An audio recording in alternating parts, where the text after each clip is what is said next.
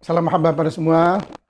Kita teruskan ngobrol-ngobrol sekitar bahasa, budaya, dan agama, dan sebagainya. Hari ini saya coba meng-highlightkan, memfokuskan sebuah tajuk yang cukup penting juga, yaitu tentang adab al-fuqaha.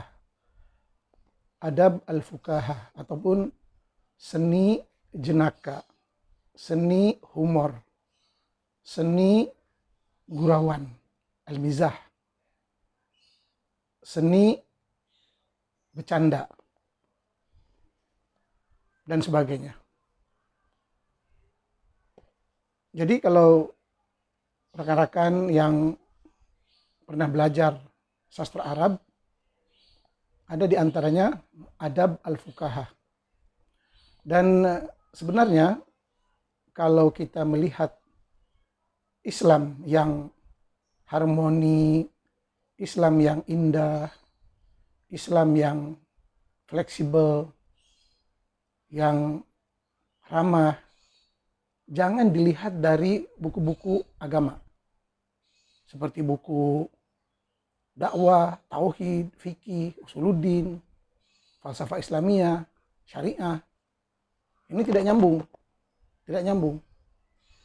Jadi minta maaf, banyak yang ulama ataupun yang ngaku-ngaku ulama, mereka kebanyakannya dari jurusan ataupun prodi syariah, usuluddin, dakwah, tafsir, tarikh Islam, sejarah Islam, dan sebagainya dan sebagainya. Jarang ada pendakwah yang berlatar belakang bahasa dan kesusastraan Arab. Bahasa dan kesusastraan Arab. Sebab memang jurusan bahasa dan kesusastraan Arab, satu memang susah, saya akui susah. Sudah gitu persepsi. Persepsi seolah-olah bahasa Arab ini bahasa yang tidak ada masa depan. Padahal kalau kita lihat bahasa Arab, potensi bahasa Arab, terjemahan bahasa Arab untuk tujuan komersial, ekonomi, perdagangan, untuk tujuan kedokteran, untuk tujuan sains, untuk tujuan agama. Sekarang bidang-bidang bahasa Arab itu sudah tidak dalam bentuk klasik lagi. Hanya memahami untuk tujuan komunikasi, ittisal, muhadatsah, untuk tujuan membaca, menulis, kitabah. Tapi sekarang bahasa Arab seperti juga bahasa Inggris telah diklasifikasikan, dibagi-bagikan mengikut tujuan. Bahasa Arab fokus untuk tujuan bisnis. Bahasa Arab fokus untuk tujuan pengajian Islam, Islamic Studies. Jadi nanti semua aktivitas bahasa setelah menguasai nahwu, sorof, balaghah, dan lain-lain, difokuskan kepada kemahiran bahasa itu. Jadi melihat potensi bahasa Arab dari kacamata orang yang belajar bahasa dan sastra Arab sangat luas. Tapi kalau bahasa Arab menurut persepsi orang-orang syariah, usuluddin, falsafah, dia tidak dalam bidang itu. Makanya pandangan mereka agak negatif tentang bahasa Arab.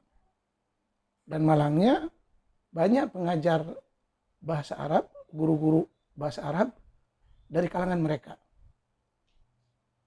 Orang syariah, orang usuluddin, orang sejarah Islam, asal bisa bahasa Arab berarti dia bisa mengajar bahasa Arab. Salah. Itu salah. Pengajaran dan pembelajaran bahasa Arab sudah berpuluh-puluh tahun, ada kaedahnya, ada metodologinya, ada kursusnya yang tersendiri. Ta'lim wa ta'allum al-lughah al-arabiyah. Teaching Arabic, sama juga mengambil metode teaching English as a second language. Sudah ada. Di Ummul Qura, di King Saud, dan di Indonesia, di Malaysia pun sudah ada. Jadi pastikan guru-guru bahasa Arab itu dari jurusan, kalau bisa, pendidikan bahasa Arab, dan lebih afdal dari jurusan bahasa dan sastra Arab, terus mengambil diploma, diplom, turuk tadris al-lughah al-arabiyah. Pengajaran, pembelajaran bahasa Arab. Lebih menghayati, lebih menjiwai. Jadi kalau orang-orang syariah, dia hanya fokus kepada hukum hakam, halal haram, halal haram, halal haram. Orang-orang usuluddin, akidah, fokus kepada tauhid, akidah, keyakinan dengan berbagai cabangnya. Sama juga syariah. Sejarah Islam pun banyak. Dari sudut sejarah apa? Sejarah politik, sejarah peperangan, sejarah peradaban, sejarah syariah. Jadi sekarang sudah ada bidangnya, bukan semua yang bisa ngomong bahasa Arab berarti dia mencakupi segalanya, tidak. Tapi kalau jurusan sastra, bahasa dan sastra Arab, dia hampir mencakupi semuanya. Sebab dalam bidang bahasa dan sastra, kita akan melihat berbagai sudut. Dari sudut al-hayah ad-diniyah, keagamaan, al-fikriyah, pemikiran, al-aqliyah, pemikiran, al-adabiyah, peradaban, as-siyasiyah, politik, al-ijtimaiyah, masyarakat, al-iqtisadiyah, ekonomi, dan sebagainya. Dan semua bidang ini nanti akan diterjemahkan dalam bentuk puisi dan prosa. Dan dalam puisi itu sendiri banyak cabangnya. Puisi wijdani, nyanyian, puisi ta'limi, puisi pendidikan, seperti Alfiyah Ibnu Malik, 100 bait, Nahwu Shorof. Itu puisi pendidikan, syair ta'limi. Dan sifatnya syair kering. Tidak ada imajinasi, tidak ada hayalan, tidak ada bunga-bunga kata. Sebab dia syair ta'limi. Seperti matan Zubad Fiqih, seperti ilmu hadis, Alfiyah Sayuti. Puisi yang kering. Tidak ada keindahan bahasa. Makanya aneh. Kawan-kawan yang bangga dengan Alfiyah Ibnu Malik. Dia hanya susunan, nahwu, dan shorof. Dinazamkan. Tapi kalau puisi tentang nyanyian, romantik, cinta, keindahan, itu adanya di Asy-Syi'rul Wijdani. Asy-Syi'rul Wijdani. Puisi tentang perasaan. Asy-Syi'rul Ghina'i. Begitu juga ada puisi lain lagi. Syair sufi, tasawuf, syair falsafi, falsafah, syair romzi, kiasan, syair tarihi tentang puisi sejarah. Banyak. Jadi dalam puisi itu sendiri banyak cabang-cabangnya, genrenya. Sama juga dengan funun nathriyah, bidang prosa. Ada sejarah, ada novel, ada kisah, ada sastra kanak-kanak, ada sastra dewasa, ada bul atfal, ada bul kibar, ada lagi adab al-fuqaha, adab gurauan, bercanda, dan sebagainya dan sebagainya. Ada juga tentang at-ta'lim, teks-teks yang berkaitan dengan pendidikan. Jadi dalam dunia sastra itu sangat-sangat luas. Makanya kalau mau mengenal Islam, pertama mesti menguasai bahasa Arab. Terus jangan hanya buku-buku syariah yang dibaca. Baca buku syariah, buku akidah, buku tafsir, buku sejarah, tarikh. Dan itu banyak namanya. Seperti kalau mau mengenal peperangan Nabi, At-Tabari, tarikh At-Tabari, dengan tarikh Ibnu Katsir. Luas, banyak. Dan buku-buku yang tebal, yang besar-besar ini, kalau dulu oleh para kiai hanya dibeli untuk pajangan. Tidak pernah dibaca. Yang dibaca hanya buku-buku tertentu. Ini masalah. Sekarang buku-buku ini ada dalam bentuk digital. Al-Maktabah Syamilah. sudah ada e-book, e-perpustakaan Al-Maktabah Asy-Syamilah. Jadi hari ini saya coba memaparkan tentang adab al-fuqaha, seni gurauan, seni candaan. Semua bahan gurauan, bahan bercanda, bahan bodoran, baik untuk stand up komedi, untuk jenaka, lawak-lawak, untuk hiburan, semuanya ada.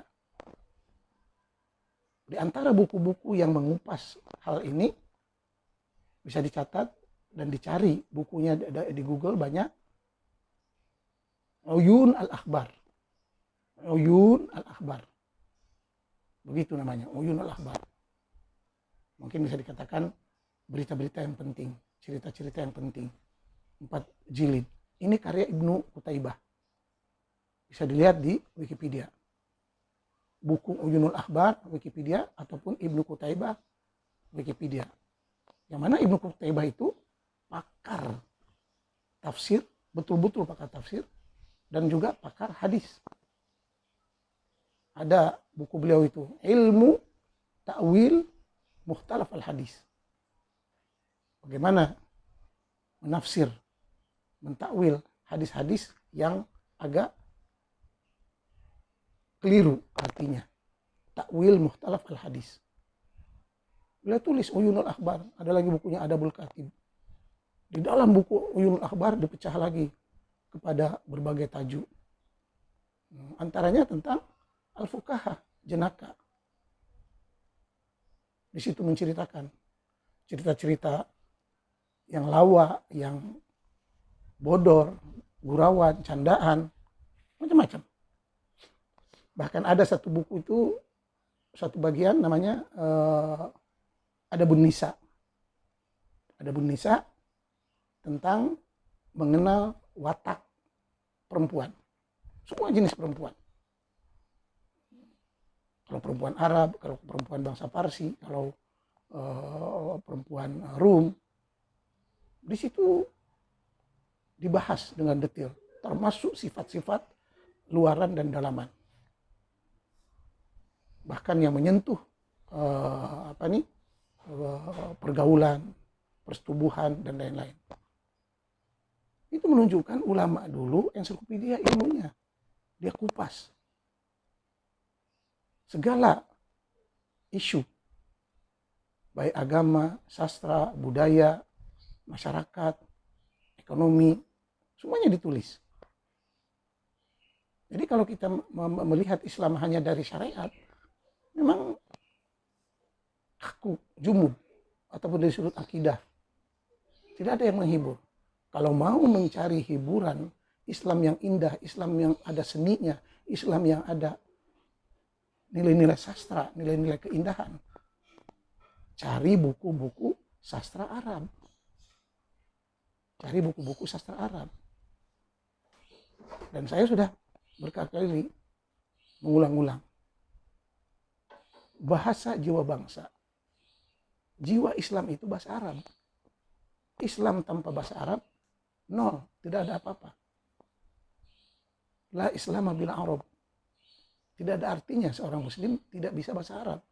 Sebab Quran dalam bahasa Arab. Nabi Muhammad berbahasa Arab. Hadis dalam bahasa Arab. Sejarah sastra Arab dalam bahasa Arab. Semuanya bahasa Arab. Dan Islam itu sendiri lahir dari budaya Arab.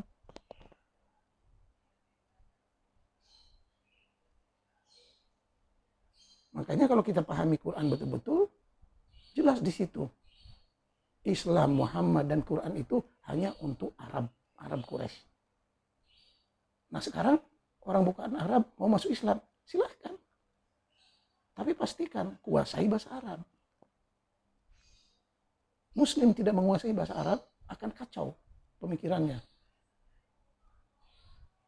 Makanya kita lihat hari ini yang banyak menghancurkan dan menjelek-jelekan Islam itu orang Muslim yang bukan Arab. Sebab banyak kesalahpahaman. Dan Quran, hadis, ataupun sirah Nabi, sejarah Nabi, yang dari bahasa Arab kalau diterjemahkan ke bahasa asing akan berubah totally. Berubah artinya, berubah gambarannya, berubah image-nya. Makanya penting seorang muslim mesti menguasai bahasa Arab. Kalau tidak jadi kacau. Mengeluarkan fatwa salah-salah. Seolah-olah Islam itu agama rigid. Halal haram, halal haram. Tidak ada keindahan. Tidak ada fleksibel. Padahal jelas potongan hadis itu. Dalam potongan hadis, dalam potongan Quran, dalil-dalil menyatakan. Antaranya apa? Ma ja'ala alaikum fid dini min haraj. Jangan jadikan agama ini menyusahkan. Agama bukan untuk disusah-susahkan. Yassiru wala tu'assiru. Permudahkanlah. Basyiru wala tunafiru. Sampaikanlah berita-berita yang menggembirakan. Berita yang menggembirakan, bukan ancaman. Tidak begitu. Yuridullahu bikumul yusra wala yuridu bikumul usra. Allah ingin meringankan, mempermudah dalam segala urusan agama. Bahkan Nabi, kalau dipilih antara satu dari dua-dua masalah yang susah dan yang ringan, Nabi akan milih yang ringan. Begitu. Yassiru wala tu'assiru. Ma ja'ala alaikum fid dini min haraj. Yuridullahu bikumul yusra wala yuridu bikumul usra. Ingin segalanya dipermudah. Kita tidak. Kalau bisa dipersulit, kenapa mesti dipermudah? Itu bukan cara Islam. Yassiru wala tu'assiru. Basyiru wala tunafiru. Hadis itu, ayat itu ada. Dengan mudah dicari di Google. Sekarang sudah ada Google. Ketik dikit keluar. Terjemahannya pun dengan AI. Sangat mudah. Jadi buku-buku yang ada humor, stand up komedi, lawak, jenaka, bercanda, berbagai bentuk bercanda. Kritikan masyarakat, kritikan agama, kritikan para ulama, joke yang ringan, bercanda-bercanda yang ringan, bahkan bercanda-bercanda yang kotor pun ada. Itu yang ditulis oleh para ulama. Seperti Imam Sayuti, Ibnu Qutaibah, Ibnu Qayyim Al-Jauzi, dan banyak lagi ulama-ulama. Bahkan hari ini banyak ulama-ulama modern, baik Azhar ataupun bukan Azhar, menulis tentang humor dalam Islam, jenaka. Seperti biasa, lawan seni, lawan keindahan, lawan drama-drama seni, orang-orang syariah. Haram, sebab kacamatanya beda. Mana bisa orang syariah, orang usuluddin menilai karya seni, karya sastra, ini udah salah kaprah. Yang menilai karya seni, karya kreatif, mesti orang seni. Ini makanya dalam Islam itu jelas dikatakan la yajuzu fil Islam an yaqula man syaa ma syaa. Dalam Islam tidak boleh siapa saja ngomong apa saja. Wala taqfu ma laysa laka bihi ilm. Jangan seenak jidatmu mengeluarkan fatwa. Quran disebut juga dalam ayat wala taqulu lima tasifu alsinatukumul kadzib hadza halal wa hadza haram litaftaru 'ala Allahil kadzib innal ladzina yaftaruna 'ala Allahil kadzib la yuflihun. Jangan seenaknya orang mengeluarkan fatwa halal haram.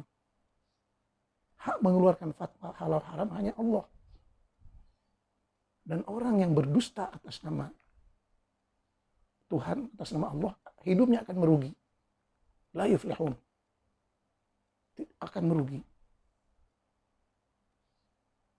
Bahkan yang bertindak sesuka hati menghalal mengharamkan itu, dia secara tidak sadar. Seolah-olah dia nabi, seolah-olah dia Tuhan. Disitulah letaknya syirik. Dan disitulah letaknya penistaan kepada agama. Menista Al-Quran dan menista Allah.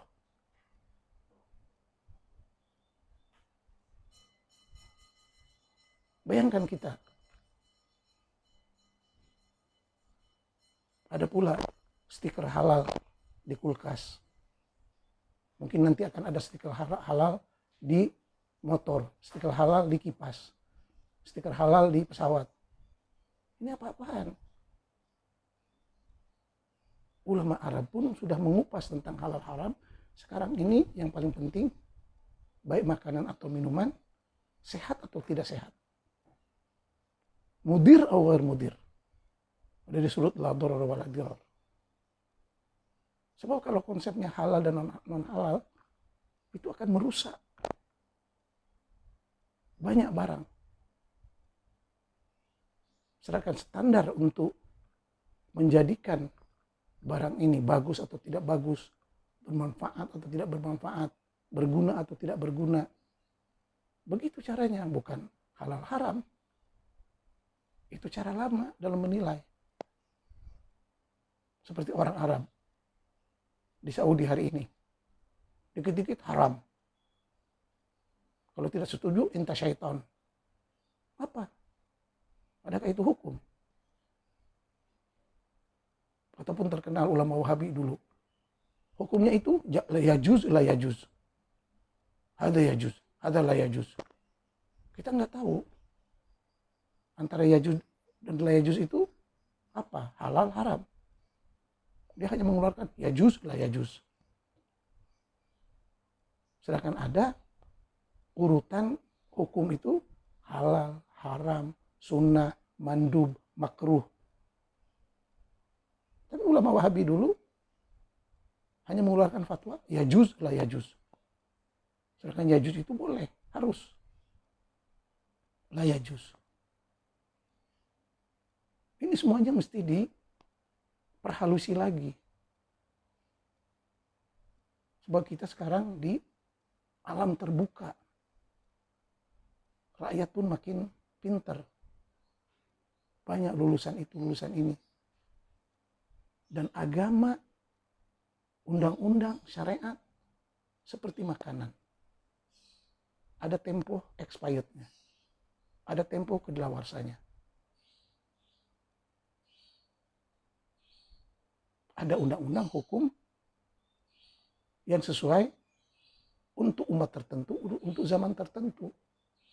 Yang dipanggil at-tadarruj fil ahkam. Ini tidak. Hukum yang dulu 1500 tahun masih dipakai sampai hari ini. Kacau habis. Dan disinilah perlunya kalau ada majelis fatwa menggabungkan ilmuwan-ilmuwan dari berbagai jurusan. Sastra, sejarah, falsafah, sains, pakar kimia, fisika, kedokteran, dan kumpul pakar agama, tauhid, usuluddin, lughah Arabiyah, tarikh, itu mesti digabung. Bukan satu kepala, seolah-olah dia menguasai segalanya. Padahal tidak menguasai segalanya. Belum lagi keupayaan dia dalam bahasa Arab sejauh mana. Ini yang menjadikan dhallu adhallu. Sesat dan menyesatkan. Tidak mudah. Dan jangan sembarangan. Jadi kembali ke buku-buku sastra yang banyak memaparkan bahan-bahan jenaka, bahan-bahan hiburan, bahan-bahan kelakar, lawak, bercanda dalam berbagai bentuk. Uyunul Akhbar, bukunya Uyunul Akhbar, Akhbar Juha, ada juga Akhbar Al-Hamqa wal Mughaffalin. Akhbar Al-Hamqa wal Mughafalin. Akhbar itu kayak cerita lah, kisah. Cerita orang-orang dungu. Begitu buku tuh. Cerita orang-orang dungu di kalangan agamawan, di kalangan pemikir, di kalangan khulafa pun disebut. Bayangkan. Dan di situ udah dipecah. Ada bodoran tentang agama, tentang para ulama, tentang para solihin. Seperti contoh, dalam buku Akhbar al-Hamqa wal Mughafalin, ada seorang ahli ibadah, dia punya seekor keldai. Jadi keldainya itu sakit berhari-hari. Dan ahli ibadah ini minta sama Allah, ya Allah, mohon cepat sembuhkanlah keldaiku ini, sebab aku sangat bergantung kepada keldai ini untuk keperluan seharian. Nanti kalau sembuh keldai saya ini, saya akan puasa bernazar 10 hari. Bernazar puasa 10 hari. Jadi setelah dia berdoa, dia pun puasa 10 hari. Pas 10 hari, sembuh keldainya. Kemudian, keesokan harinya, dijumpai bahwa keldai dia itu sudah mati. Dia pun terkejut. Loh, aku udah puasa 10 hari. Kok keldaiku mati? Akhirnya, si orang soleh ini menunjuk ke langit. Oh, kamu begitu ya? Aku bernazar 10 hari puasa agar keldaiku sembuh. Tapi malah engkau cabut nyawa dia. Awas. Nanti bulan Ramadan, aku akan potong 10 hari. Itu ada. Bulan Ramadan nanti, aku akan potong 10 hari. Tidak mau puasa. Dia terang-terang ngomong begitu sama Allah. Adakah itu penistaan? Dan banyak lagi cerita-cerita lain.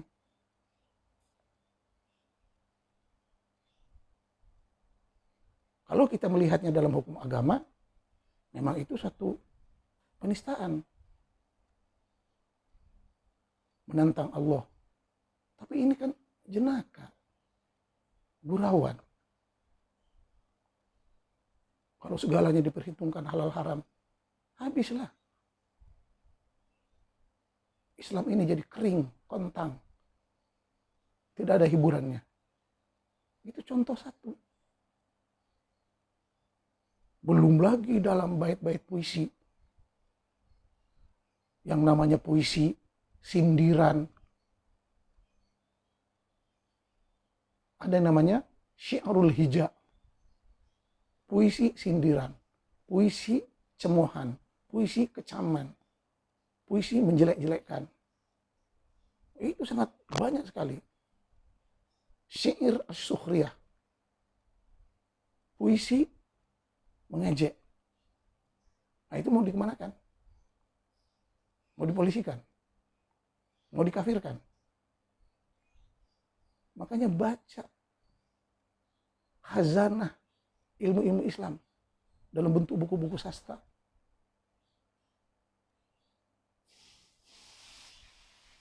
Sebagai contoh, ada buku sastra untuk pemula.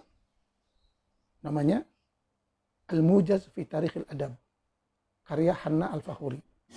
Al-Mujaz fi Tarikhil Adab. Hanna Al-Fakhuri. Silahkan dibaca. 2 jilid tebal. Yang aslinya 4 jilid. Itu dibaca. Bulak-balik. Jangan baca biasa. Sebelum jadi ulama, sebelum jadi mufti, sebelum jadi anggota MUI, sebelum jadi kepala organisasi. Baik Muhammadiyah, baik NU, baik yang lain-lain. Baca. Terutama para santri. Para asatizah. Baca. Al-Mujaz fi Tarikhil Adab. Kalau mau lebih lagi, Al-Adab Al-Arabi. Syauqi Dhaif. Banyak, PDF. Baca. Itu yang modern. Ada lagi Al-Adab Al-Arabi Umar Farruh. 6 jilid. Baca. Saya sudah membaca dan mengajarnya. Hampir 30 tahun. Baca juga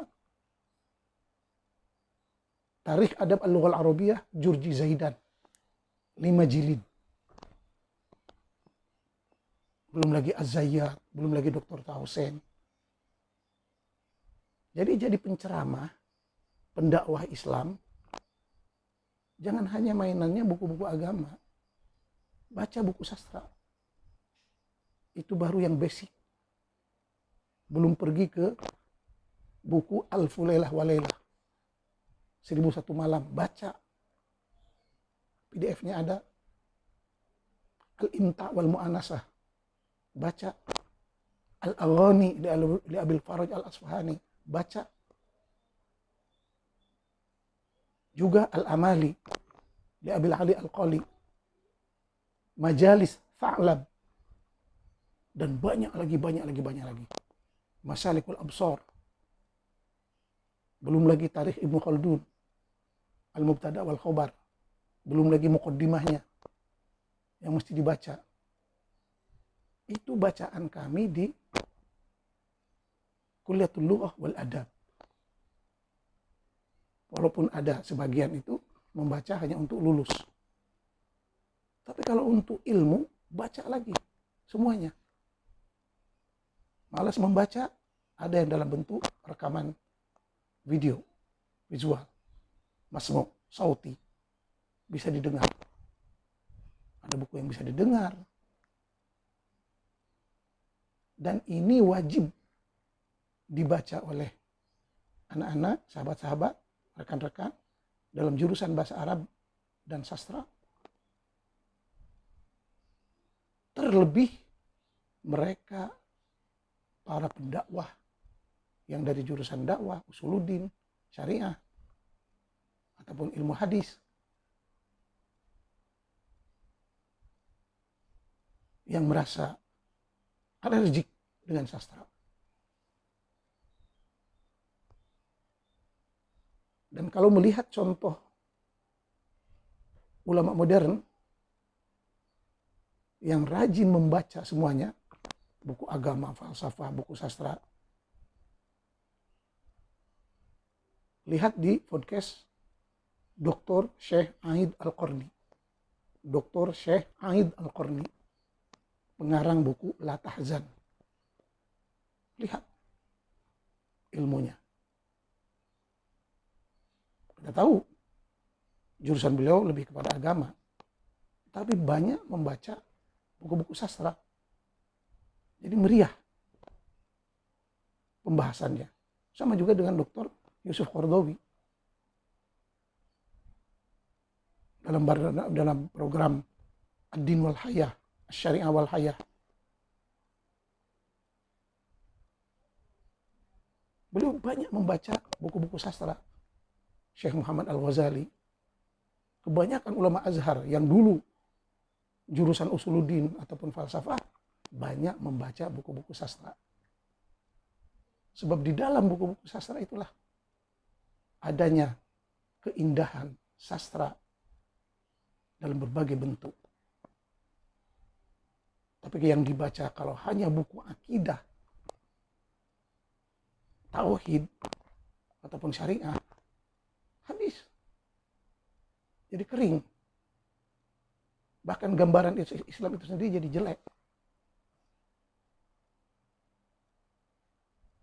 Oleh itu, tafsir Quran itu sendiri bisa dilihat dari sudut siapa pentafsirnya.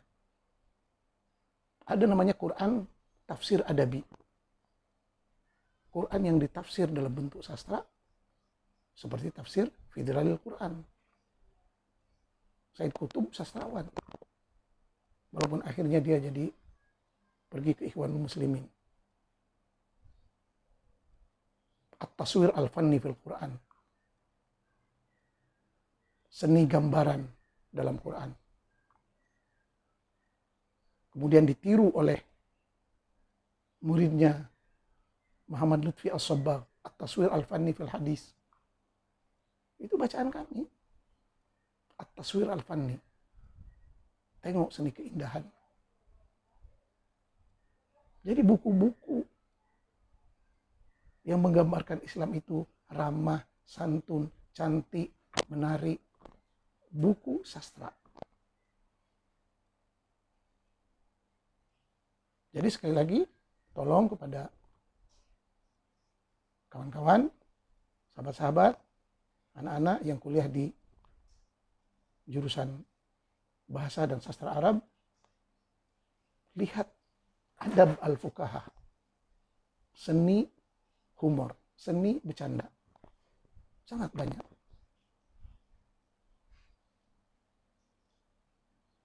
Tadi Uyunul Akhbar karya Ibnu Qutaibah,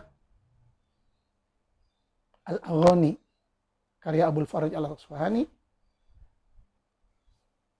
Al-Imta' wal Mu'anasah Abu Hayyan At-Tauhidi, Akhbar Juha,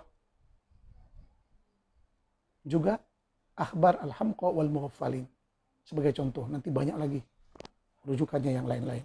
Terutama kalau kita baca buku Tarikh Al-Adab Al-Arabi. Berbagai bentuk sastra. Kadang minta maaf. Kawan-kawan yang jurusan syariah, ataupun yang bukan jurusan Islamic Studies, terus ngomong tentang Islam, sangat menunjukkan kebodohannya. Sorry to say. Menunjukkan kebodohannya. Dan telah mempersembahkan Islam dengan gambaran yang sangat buruk. Akhirnya itu banyak salah paham. Sekarang zaman IT, di mana buku, ensiklopedia, e-book, perpustakaan digital, semuanya ada di ujung jari. Tinggal capek dikit. Kalau tidak paham bahasa Arab, bisa menggunakan aplikasi terjemahan. Bisa menggunakan AI. Sudah banyak tekniknya, caranya. Dengan cukup mudah. Saya cuma ingin mengkongsikan buku-buku yang berkaitan dengan gurauan. Bahkan ada gurauan yang ringan dan gurauan yang tentang agama. Tentang berita orang-orang soleh dan ahli fikih yang kebablasan. Dan menjadi bahan ketawa. Ya di antaranya gitu juga. Mufti-mufti yang berfatwa dengan fatwa yang tidak jelas. Seperti baru-baru ini, Al-Azhar telah membentuk komite untuk membuat fatwa-fatwa bayangan, fatwa-fatwa hayalan. Hukum hakam tentang bagaimana manusia hidup di angkasa nanti. Padahal hukum hakam kita di dunia saja belum selesai. Tapi sudah ada yang namanya fiqhul iftiradiyat. Fikih andaian. Dan dia buatlah hukum hakam tentang apabila manusia kelak hidup di angkasa, ini hukum hakamnya. Sudah dibuat. Padahal NASA ada di Amerika. Tapi begitulah. Para ulama Azhar. Saking tidak ada kerjanya. Dia mikir juga bagaimana kalau berlaku nanti manusia pindah ke planet lain. Dan hukum hakamnya telah dipikirkan dari sekarang. Bahkan ada satu tesis yang mengukur kuatnya kentut menurut syariah Islam. Qiyas ad-dhirar fi syariah al-Islamiyah. Itu ada tesisnya. Dia kaji. Hukum hakam tentang kentut menurut syariah. agak lucu, tapi dikaji. Ahkam adh-dhirat. Silahkan. Bukan itu saja, Imam Sayuti mengarang, tentang seni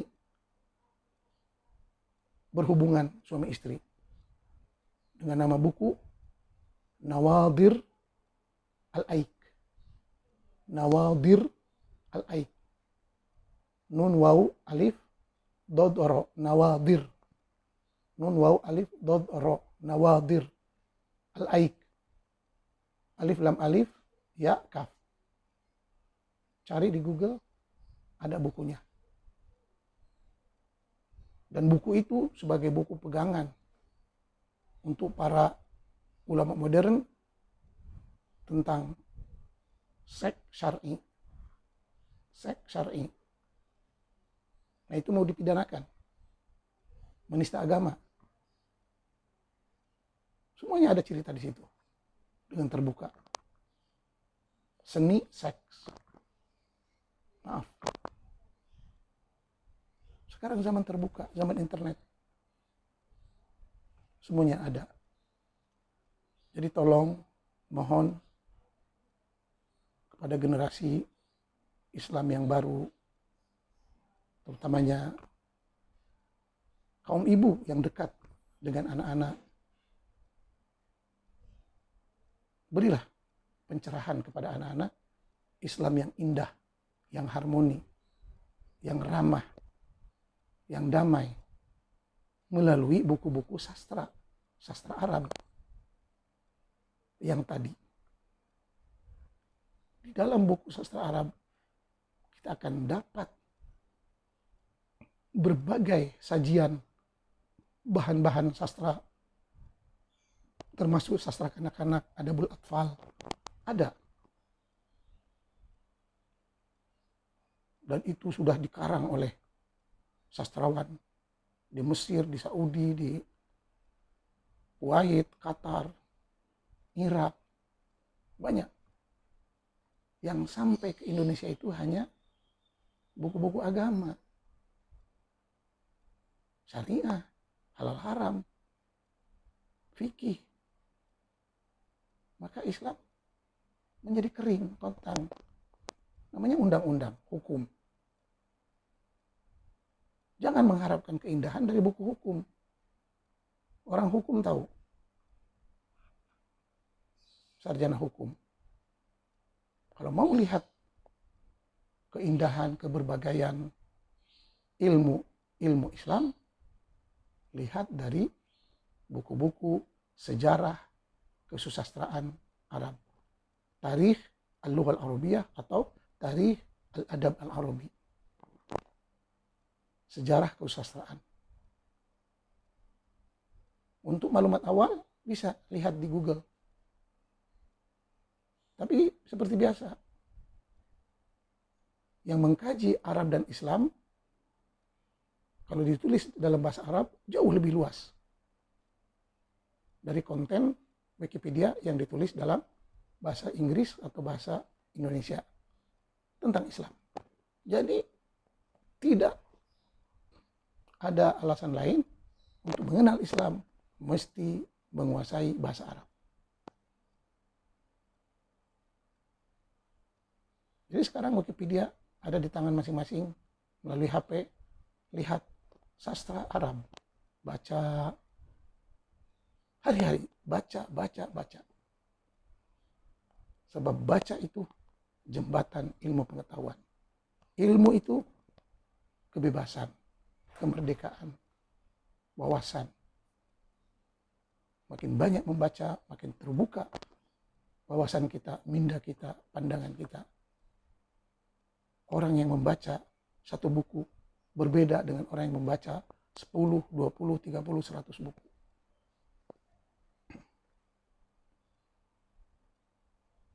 Saya ingat waktu buat tesis S1,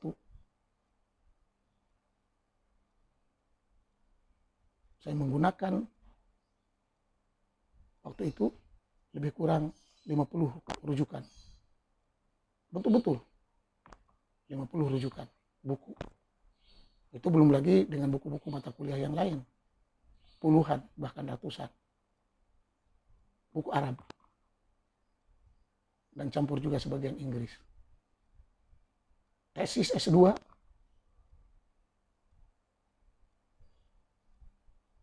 lebih kurang antara 300 hingga 400 buku.